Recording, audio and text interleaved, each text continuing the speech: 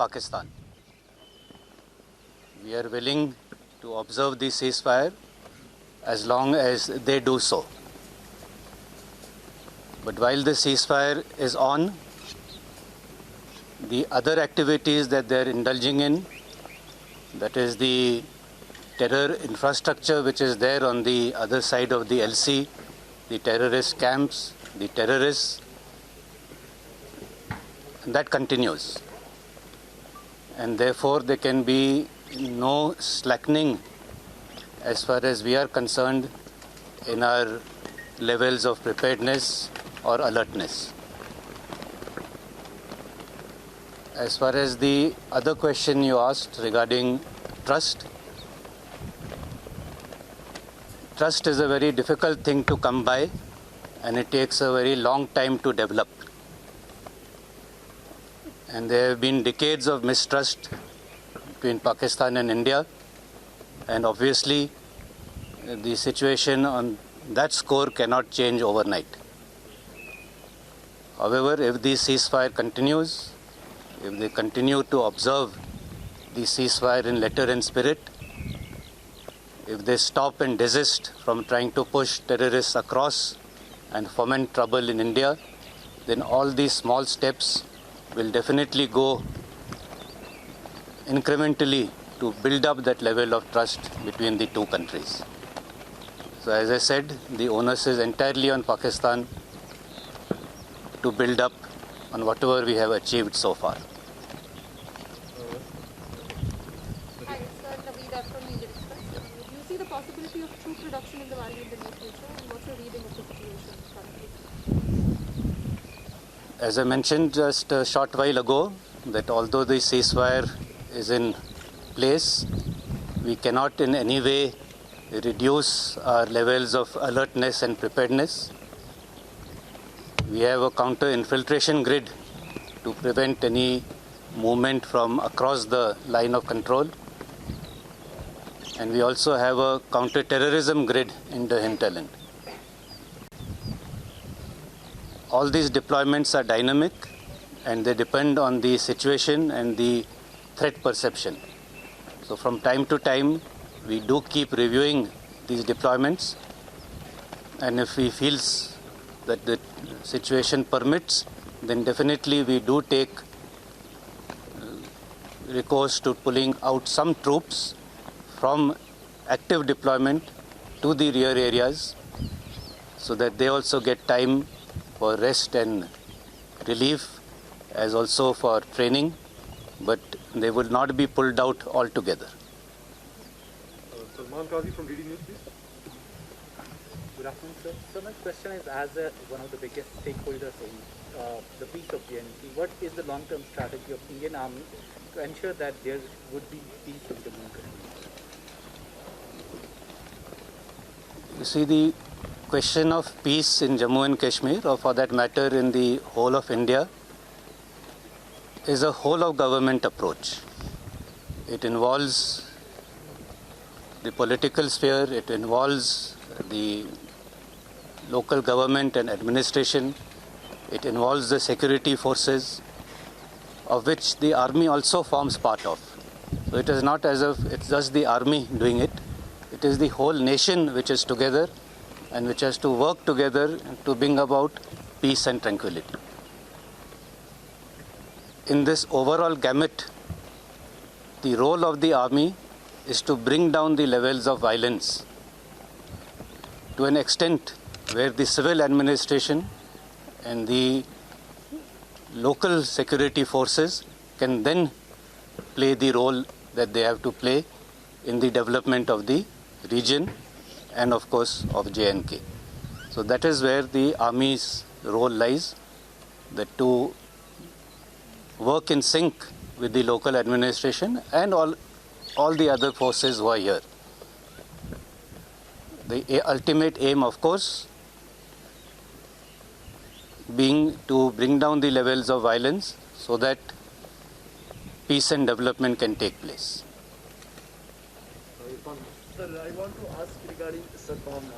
Since Sadbhavna has been important part of Indian Army activities, in recent past week, we have seen many changes in the conduct. So what is the concept exactly behind this?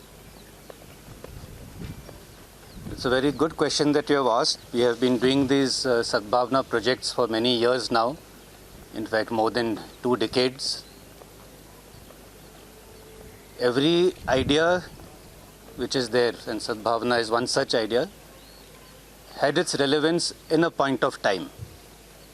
And 20 years ago, when the situation was bad, when the local administration could not reach out to far-flung areas to carry out developmental activities, at that point of time, the Sadbhavna projects which were undertaken by the army and the other security forces too, helped a long way to ameliorate the sufferings and the needs of the local population.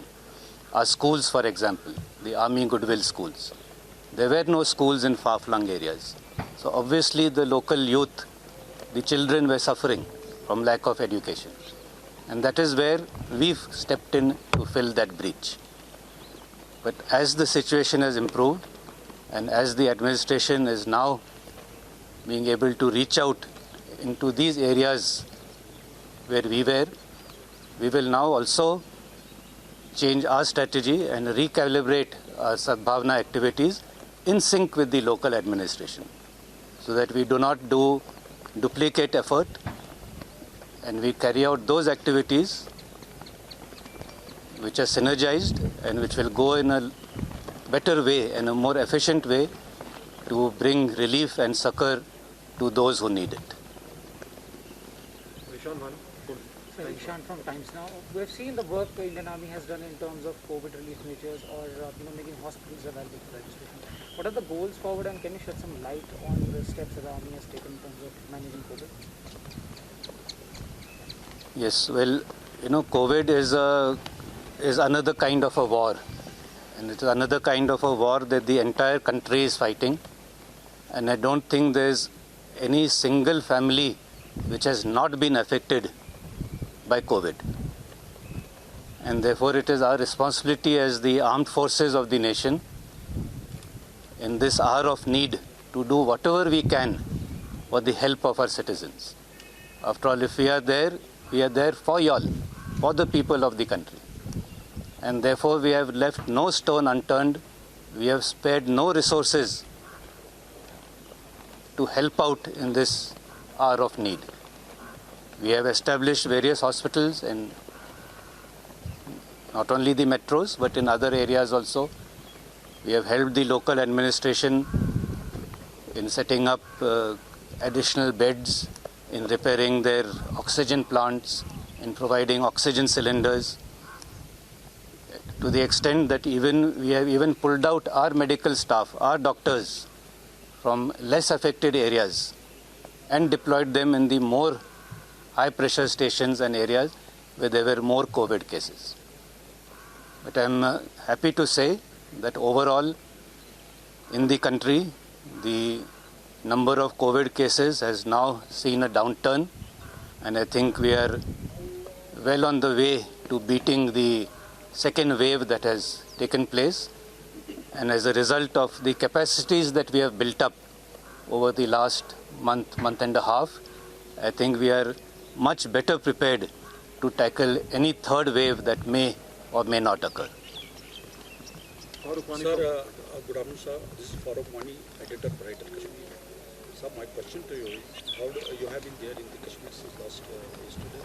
How do you assess the situation here, and what measures will take for the smooth function of upcoming Amarnath Yatra? Well, I have been briefed by all the commanders on ground on the situation, both on the line of control as well as the hinterland. And I'm glad to say that all the parameters that we judge normalcy by have seen great improvement. There have been very few terrorist-initiated incidents.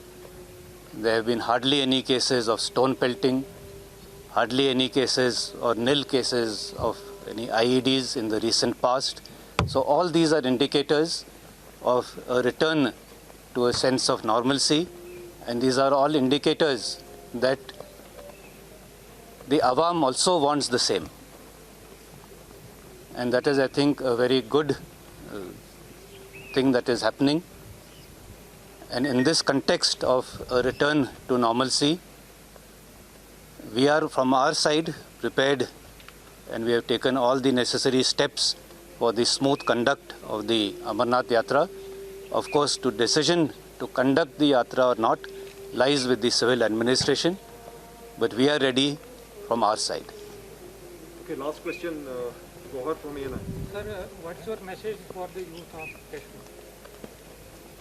I think I just made a slight mention of it in the previous answer. I think after such a long time, we have reached a situation where peace and tranquility prevails, where people are able and in a position to pursue their dreams and their aspirations. So my message to not only the youth but to everyone would be that it is only if we have peace and tranquility can there be development. And only if there is development will we be able to all prosper together. And therefore we should shun this path of violence. It does not get you anywhere. You just have to see outside how the world has moved on, how India has moved on. And therefore embrace the future. And the world over, the future lies in shunning violence. And if we do that, it will only hasten the process of ushering a new era of development and prosperity in the state. I think with this we'll finish, sir. Commission, sir. Thank you very much. Thank you.